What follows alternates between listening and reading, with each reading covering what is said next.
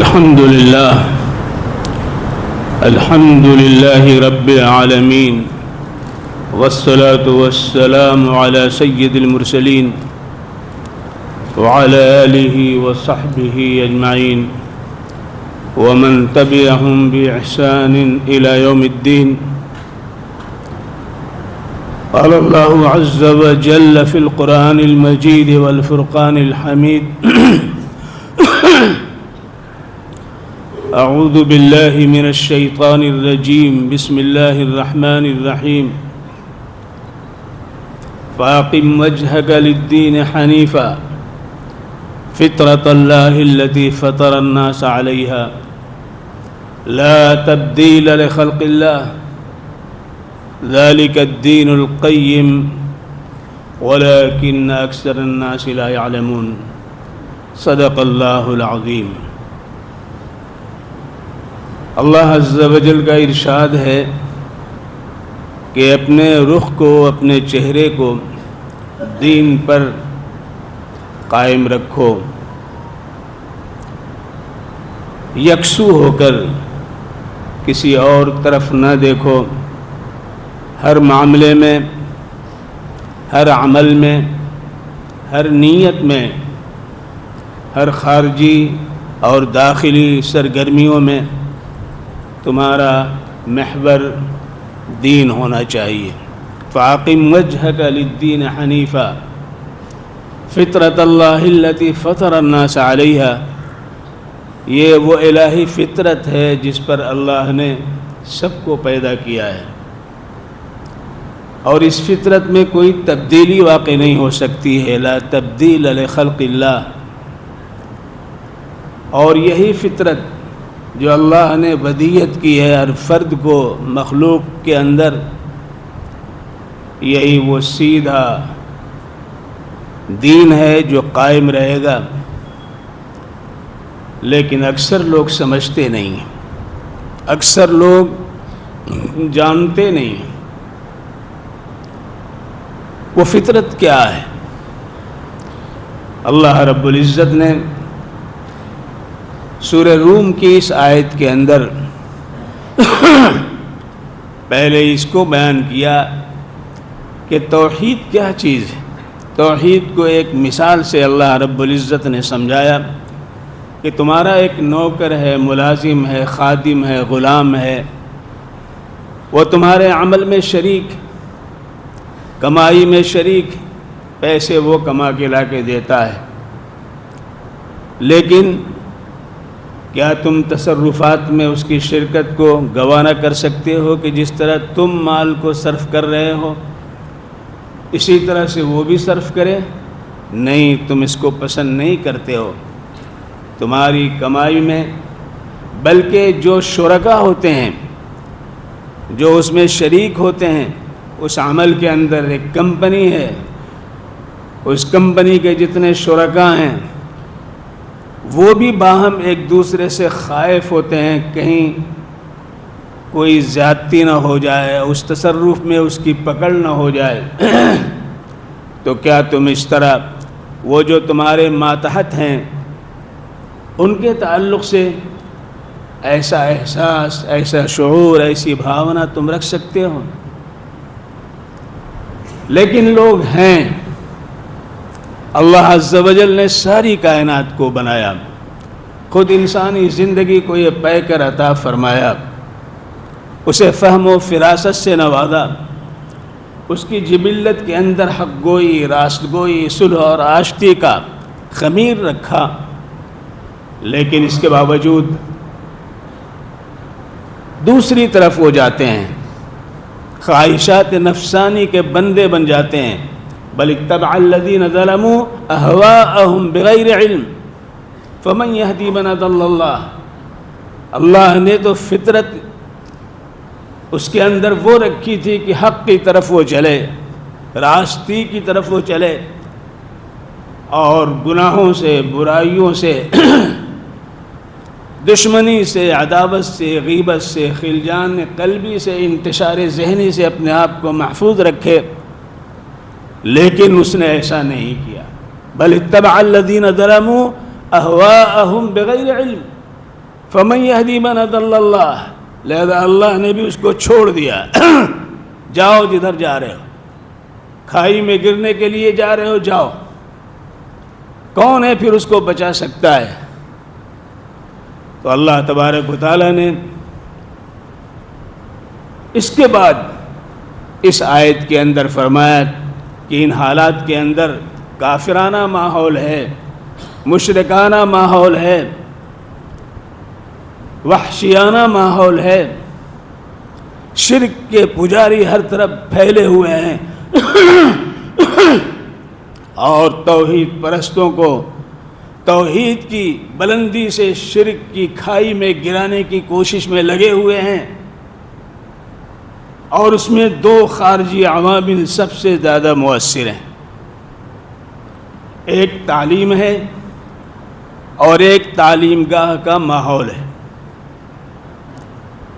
آج ہم اس ماحول میں سانس لے رہے ہیں اور سب سے زیادہ خطرہ ان بچوں پہ ہے جو ان تعلیم گاہوں کے اندر علم حاصل کرنے کے لیے جا رہے ہیں، لیکن تعلیم سراپا دین کے خلاف مشرکانہ ہے، دیوی دیوتاؤں کی باتیں آ رہی ہیں اور ان پر ایمان و ایقان لانے کی کوشش کی جا رہی ہے۔ اور بچہ آپ جانتے ہیں کہ جب وہ نشوونما پاتا ہے تو اس کے جسم کے اندر سب سے زیادہ جس چیز کو ترقی ہوتی ہے اس کا دماغ ہے، مغز ہے۔ اسی لیے آپ دیکھتے ہیں کہ ایک بچہ بولتے ہوئے جب کسی کو سنتا ہے تو وہ الفاظ کیچ کرنے کی کوشش کرتا ہے، جب کسی کو چلتے ہوئے دیکھتا ہے تو ویسے ہی چلنے کی کوشش کرتا ہے، جیسا عمل دیکھتا ہے اس کو اپنانے کی وہ کوشش کرتا ہے، یہاں تک کہ اس کے اندر گویا کہ تحقیق و تفتیش کا جوہر ابھرتا ہوا نظر آتا ہے۔ لہذا جو چیز ملتی ہے اس کو پٹکتا ہے کہ یہ نرم ہے یا سخت، وہ پھینکتا ہے کہ اس کی آواز کیسی ہے، پلیٹ کو پھینک دیتا ہے، کپ کو گرا دیتا ہے، یہاں تک کہ باپ کے موبائل کو اٹھا کے پھینک دیتا ہے۔ اسے اس کا نہیں کہ کتنے کا ہے، لیکن یہ جاننا چاہتا ہے کہ یہ ٹوٹتا ہے کہ نہیں ٹوٹتا ہے۔ یہ اس کا دماغی جوہر ہے جو نشوونما پا رہا ہے۔ وہ بچہ جب ان تعلیم گاہوں کے اندر جا رہا ہے، ان اسکولوں میں جا رہا ہے، تو وہ کیچ کرے گا اس ماحول کو، اس فکرے کو جو مشرکانہ ہے، جو شرکیہ ہے۔ اور باپ ماں کا حال یہ ہے کہ بچہ 7 بجے جا رہا ہے، نہ باپ کو فرصت ہے نہ ماں کو فرصت ہے، ماں نے کسی طرح کپڑے وپڑے پہنائے اور کچھ کھانے پینے کا سامان کیا، بچہ چلا گیا۔ شام کو جب واپس آیا تو ماں کھانے پکانے میں ہے، اس کو ٹیوشن بھی پڑھنا ہے، اسی وقت ٹیوشن پڑھانے والا آ گیا، اور اس طرح دن گزر جاتا ہے۔ نہ ماں وقت زیادہ دے پاتی ہے، نہ باپ اس کی پرورش و تربیت کی طرف فکر مند ہوتا ہے۔ اس کا نشوونما اسی مشرکانہ ماحول میں، اسی وحشیانہ ماحول میں، وہی زندیقانہ ماحول میں، وہی شہوت پرستانہ ماحول میں اس کی پرورش ہو رہی ہے۔ اور دوسرا مؤثر، خارجی مؤثر میں دوسرا جو ہے وہ تعلیم گاہ ہے۔ تعلیم وہ ہو رہی ہے اور تعلیم گاہوں میں جو تربیت کی جا رہی ہے وہ تربیت شہوت پرستانہ ہے، نگاہیں غلط دیکھ رہی ہیں، فکرہ غلط دیا جا رہا ہے، باتیں غلط کہی جا رہی ہیں، شہوت پرستی عام ہے۔ اور ان تعلیم گاہوں سے نکلنے والے پھر جب سڑکوں پہ آتے ہیں، مارکیٹ میں جاتے ہیں، تو آج اغوا کے کیس کرنے والے، لوٹ پاٹ کرنے والے، کسی کی بے عزتی کرنے والے کون لوگ ہیں؟ انہی تعلیم گاہوں سے نکلنے والے بچے ہوتے ہیں، جن کو گویا کہ خود رو گھاس کی طرح سے چھوڑ دیا جاتا ہے۔ کوئی مالی نہیں جو ان کے اندر سلیقہ پیدا کر سکے، کوئی حامی نہیں جو نگہداشت کر سکے، اور جو کوئی مربی نہیں جو اس کو مفید بنا سکے۔ ایسا ایسے وقت میں یہ آیت ہمیں متنبہ کر رہی ہے، فاقم وجہک للدین حنیفا، فطرت اللہ التی فطر الناس علیہا۔ فطرت سے مراد کیا ہے؟ بعض حضرات نے کہا کہ اسلام ہے، لیکن اسلام کو ماننے کی صورت میں اشکال پیدا ہوتا ہے۔ کیا اشکال پیدا ہوتا ہے کہ اللہ تبارک و تعالی کی طرف سے یہ بھی کہا جا رہا لا تبدیل لخلق اللہ۔ جب اللہ نے اسلام کی فطرت پہ پیدا کیا ہے تو ایسی صورت میں اسے مشرک نہیں ہونا چاہیے، اسے کافر نہیں ہونا چاہیے، اس کے اندر غلطیاں نہیں آنی چاہیے، اس کا ذہن نہیں بگڑنا چاہیے، اس کی تربیت مشق نہیں ہونی چاہیے، اس لیے کہ اللہ کہہ رہا ہے لا تبدیل لخلق اللہ۔ اللہ کی تخلیق میں تبدیلی نہیں۔ لہذا دوسرا قول جس کو جمہور نے اختیار کیا ہے، بلکہ حضرت شاہ عبدالعزیز صاحب رحمۃ اللہ علیہ نے بہت تفصیل کے ساتھ مشکات کی شرح لمعات اس کے اندر اس کو واضح کیا ہے۔ علامہ طورپشتی نے بھی اسی قول کو لیا ہے، اور حضرت شاہ ولی اللہ دہلوی رحمۃ اللہ علیہ نے حجت اللہ البالغہ کے اندر اسی کی طرف اشارہ کیا ہے کہ اللہ رب العزت نے مقصد تخلیق کے لیے ہر مخلوق کے اندر ایک مادہ، ایک استعداد، ایک صلاحیت رکھی ہے۔ ہر ایک کی ایک تخلیقی صلاحیت ہے۔ اسی لیے ہمارے اندر، ہم انسانوں کے اندر، جنوں کے اندر اللہ رب العزت نے جو مادہ تخلیق جو ہے وہ کیا ہے؟ عبودیت ہے، اللہ کی بندگی ہے، اور اس بندگی تک پہنچانے کے لیے اللہ نے ہمارے اندر بلکہ کائنات کی تمام مخلوقات کے ان کے اعتبار سے جو جوہر رکھا ہے جسے استعداد کہا جاتا ہے۔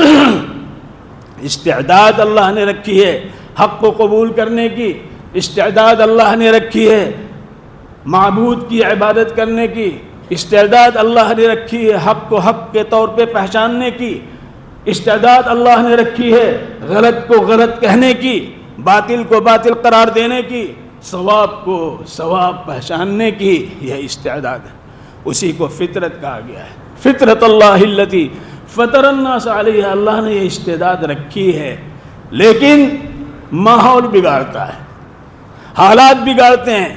لہذا اسی کی طرف اشارہ کیا گیا قرآن پاک کے اندر، یہ صحیحین کی حدیث کے اندر کہ کل مولود یولد علی الفطرہ فابواہ یحودانہ او ینصرانہ۔ ہر بچے کو اللہ فطرت پہ پیدا کرتا ہے، استعداد کے ساتھ پیدا کرتا ہے کہ وہ استعداد کو استعمال کرے تو اسلام ہی کو قبول کرے گا، اس کے خلاف کوئی چیز کو قبول نہیں کر سکتا ہے۔ لیکن باپ ماں اس کے اس فطرت کو مسخ کر دیتے ہیں، ختم کرنے کی کوشش کرتے ہیں، حالانکہ اللہ رب العزت نے استعداد رکھی ہے، استعداد رکھی ہے۔ لہذا اس استعداد کی بنیاد پہ آپ دیکھتے ہیں کہ بہت سے ایسے لوگ ملیں گے، نو مسلم آپ کو ملیں گے کہ ماحول کافرانہ ہے، مشرکانہ ہے، لیکن اللہ انہیں توفیق دیتا ہے اور ان کی استعداد جو خفتہ ہے، سوئی ہوئی تھی، جاگ اٹھتی ہے اور وہ اسلام قبول کر لیتے ہیں۔ تو فطرت اللہ التی فطر الناس علیہا لا تبدیل لخلق اللہ، وہ استعداد ہے اور اسی کی بنیاد پہ پکڑ ہوگی۔ ذالک الدین القیم، یہ اللہ کا صحیح، سچا، قائم شدہ، نہ ختم ہونے والا دین ہے، لیکن اکثر لوگ سمجھتے نہیں ہیں۔ لہذا آج اس ماحول میں ابھی چھٹی ہونے والی ہے۔ بات اصل یہ کہنی تھی کہ پڑھائی کے زمانے میں، تعلیم کے زمانے میں ہم بچوں کو وقت نہیں دے پاتے ہیں، لیکن اب چھٹی ہونے والی ہے، مئی کے آخر جون میں چھٹی ہوتی ہے بچوں کی، اور 99% بچے اسکولوں میں پڑھ رہے ہیں۔ ہمارے گھروں کے، ہمارے ماحول سے کیا چیز لے کے جا رہے ہیں؟ اسلام لے کے جا رہے ہیں یا کفر کا اشارہ لے کر کے آ رہے ہیں؟ لہذا اس پر توجہ دینے کی ضرورت ہے ماں باپ کو۔ یہ چھٹی کا زمانہ، ان کو اسلام سکھائیں، ان کو نمازیں سکھائیں، ان کی تربیت کریں، ان کو تلاوت کی طرف لے آئیں، تاکہ وہ بچے اس ماحول، اس زہر کو جو لے کر کے 11 مہینے آپ کے گھروں میں آئے ہیں، اس زہر کا تریاق آپ فراہم کر سکیں تو یہ بڑا کارنامہ ہوگا، اور اللہ تبارک و تعالیٰ کی خوشی اور سرور و مسرت و شادمانی میں اللہ آپ کو شامل کرے گا۔ اللہ ہم سب کو توفیق سے نوازیں۔ وآخر دعوانا ان الحمد للہ۔